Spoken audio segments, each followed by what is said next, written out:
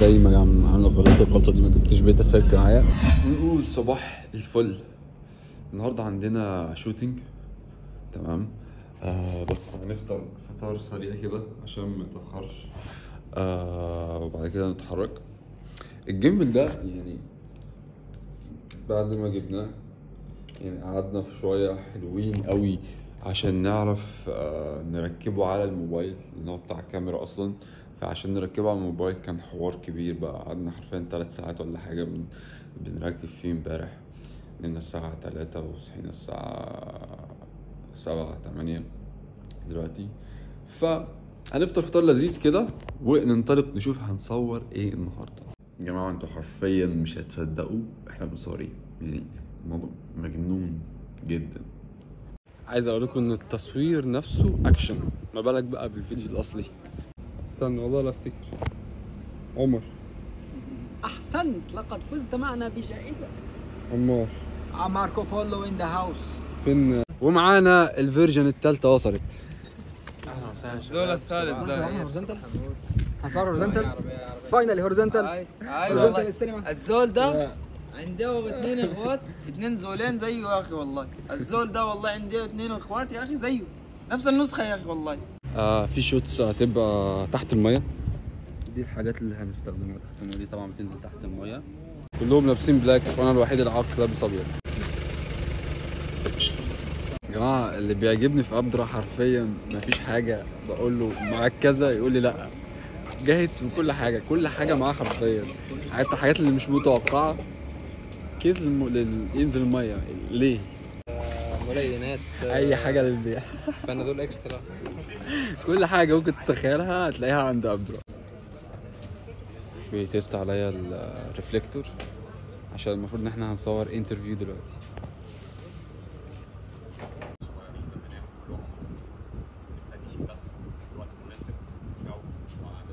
طيب هنفصل بقى المين مايك. ماشي. ايه بقى اللي انتوا شايفينه وانا مش شايفه؟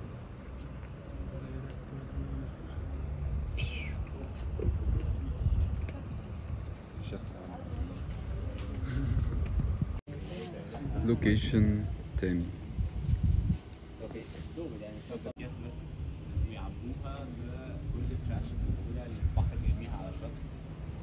انا كده عرفت ان الشخص اللي شافني ده المره اللي بعديها.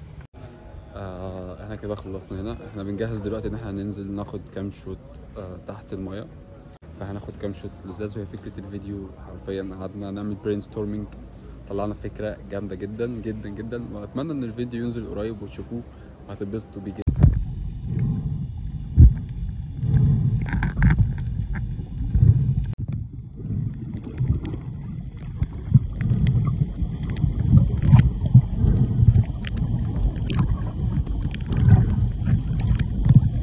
احنا جينا دلوقتي قاعدين على البحر هنتغدى، وانا مبسوط جدا جدا. مش عشان اليوم كويس ولا اي حاجه، ولكن مبسوط علشان اللي انا بشوفه. في ناس عندها احلام، وفي ناس بتعمل حاجات عشان تثبت للناس كذا وكذا وكذا، وان انت موجود في الحياه، انت ممكن تغير وتعمل وكلمتك تاثر. ففي ناس بتاخد ستيبس عشان توصل لك ده. ففي ناس لسه عندها احلام وطموحات. والشخص اللي احنا بنصوره ده هيعوم بكره من البلو هول للثري بولز، ده تقريبا من هنا للسعوديه عوم، تمام. علشان بس يدي رساله للناس ان احنا كرياضيين لازم نحافظ على البيئه اللي احنا عايشين فيها. ما ينفعش ان البحر يترمي فيه ازايز، ونرمي ازايز في اي حته وانت ماشي مش لاقي باسكت فترمي في اي حته. لا، الاجانب بيبقى معاهم في الشنطه اي حاجه بتفضل منهم بيحطوها في الشنطه لحد ما يلاقوا باسكت او لحد ما يرجعوا البيت. لكن احنا بنخلص الحاجه وارمي، مش مهم، انت مش فارق معاك حاجه. وابتدينا هون نلاحظ الفرق في البيئه الشاسع، ودرجات الحراره بتتغير مره واحده.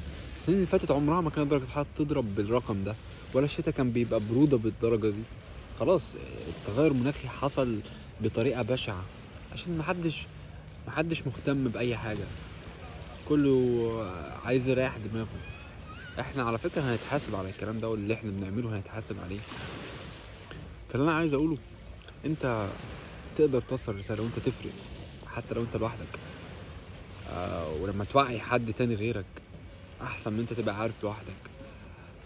ما تمشيش مع التيار بقى واللي هو يا عمي جت عليا انا وتبوظ الدنيا خالص. لا ما تعملش كده، ما تبقاش الشخص ده. ما علينا، النهارده اليوم هيطول شويه، يعني انا عارف ان هو هيطول شويه، بس خلينا نستمتع بيه حتى لو اليوم صعب ومرهق، مع ان احنا ما نمناش النهارده تقريبا غير ساعتين او حاجه زي كده، ولكن خلينا نستمتع باليوم. ايه تحفه صراحه، من الاماكن اللي اكلها جامد جدا. يوم المنشود النهارده هنروح نصور بقى السباح بتاعنا اللي هيعوم المسافه دي كلها. ففي اكشن النهارده، هنبقى في البحر يمكن 8 ساعات او 10 ساعات، فهنشوف ايه اللي هيحصل النهارده. الساعة دلوقتي 6:30، رايحين 6:30، نمنا الساعة تقريبا 10 12 حاجة زي كده، ورايحين على البلو هول دلوقتي.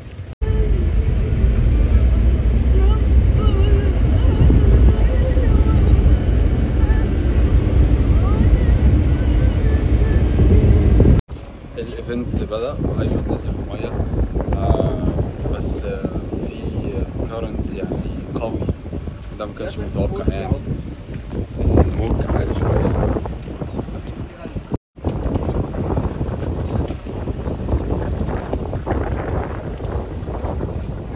طبعا الايفنت بدأ من نص ساعة تقريبا. السباح ايمن من اسكندرية قرر انه هيقطع 25 كيلو او اكتر في المية، سباحة عادية جدا. فالموضوع حماسي جدا. احنا على اليخت دلوقتي، وانا افكر بصراحة ان انا انزل اركب الزودياك اللي بيمشي جنبه عشان اصور كام حاجة حلوة كده. الموضوع حماسي جدا جدا جدا.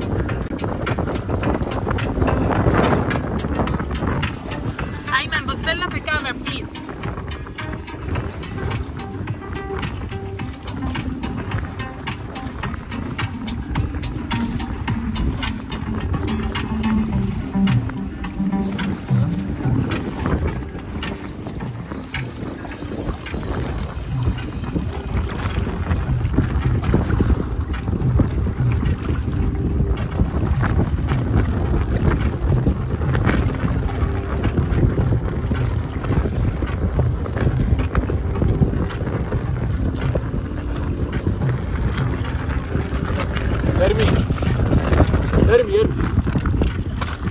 سوري انا اسف. عاش.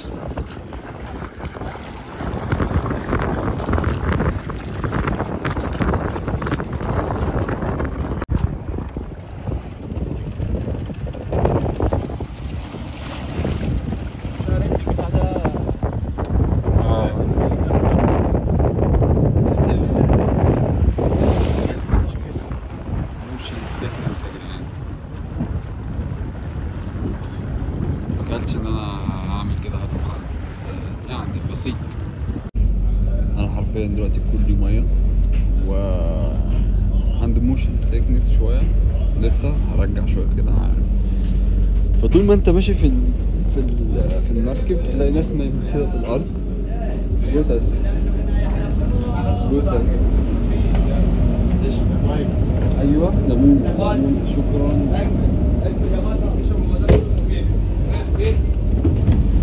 Good.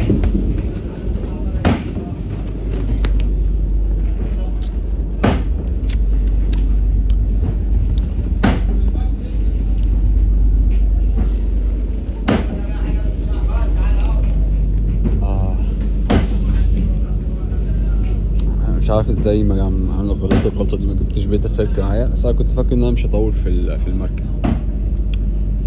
فلو مفيش بيتا سيرك ليمون ممكن يجيب نتيجه شويه يعني، مش قوي بس يعني only option you have. طبعا ما شاء الله الناس ضاعت. ده الراجل ده من ساعة ما جيت ما قامش. في حد فوق كويس؟ وقت الأكل بقى. ايه؟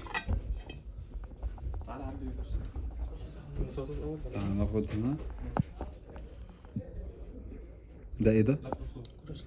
ماشي بس تمام. سلطة ورز صح؟ كتر لي شوية سلطة. ماشي بس راس الفسحة ضرب ماشي مكرونة. ده ايه الروقان ده يا عم؟ انت اللي عامل ده؟ ده مكرونه تسلم ايدك. انسجام لو تعرفها. والله هنجرب يا باشا. مفيش احلى من اكله حلوه بعد يوم فرهضه تظبط مزاجك بقى نكمل شغل.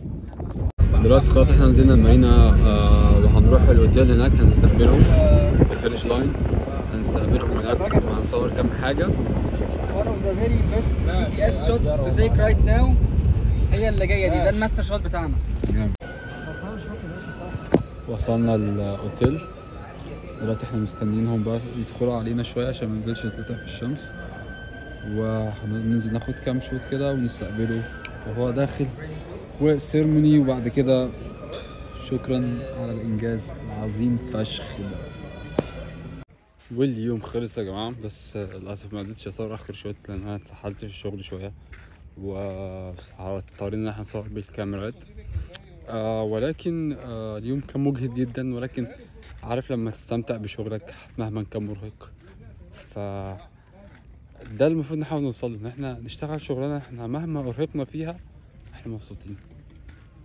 يلا see you next video.